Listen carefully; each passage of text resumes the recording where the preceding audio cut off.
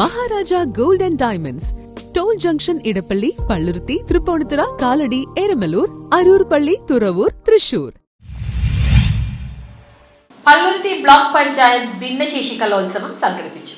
കുമ്പളം, കുമ്പളങ്ങി, ചെല്ലാനം പഞ്ചായത്തുകളുടെ ഭിന്നശേഷി കുട്ടികളുടെ സർഗവാസനയെ പ്രോത്സാഹിപ്പിക്കുന്നതിന്റെ ഭാഗമായി ശലഭോത്സവം 2025 എന്ന പേരിൽ പള്ളുരുത്തി ബ്ലോക്ക് പഞ്ചായത്ത് ഭിന്നശേഷി കലോത്സവം സംഘടിപ്പിച്ചു.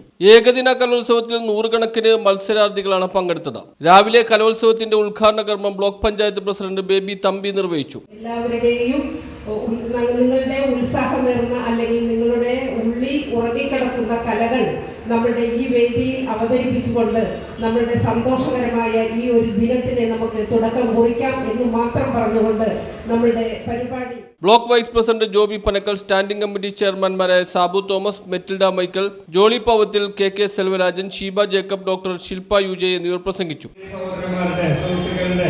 പരിപാടി ഇന്നിവിടെ നടക്കുകയാണ്.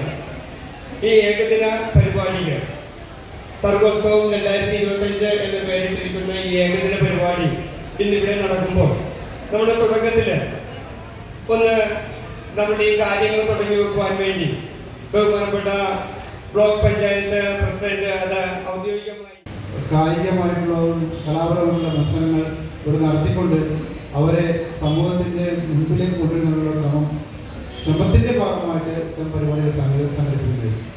നമ്മൾ 9 മണിക്ക് തുടങ്ങാനാണ് നിശ്ചയിച്ചിരുന്നത്. പക്ഷെ ഇപ്പോൾ 10 മണിയായി. നമ്മൾ അതുകൊണ്ട് മറ്റു കാര്യങ്ങൾ പറഞ്ഞ് നമ്മൾ ദേവിപ്പിക്കുന്നില്ല. തുടർന്ന് ഭിന്നശേഷിക്കാരുടെ വിവിധ കലാപരിപാടികളും അരങ്ങേറി.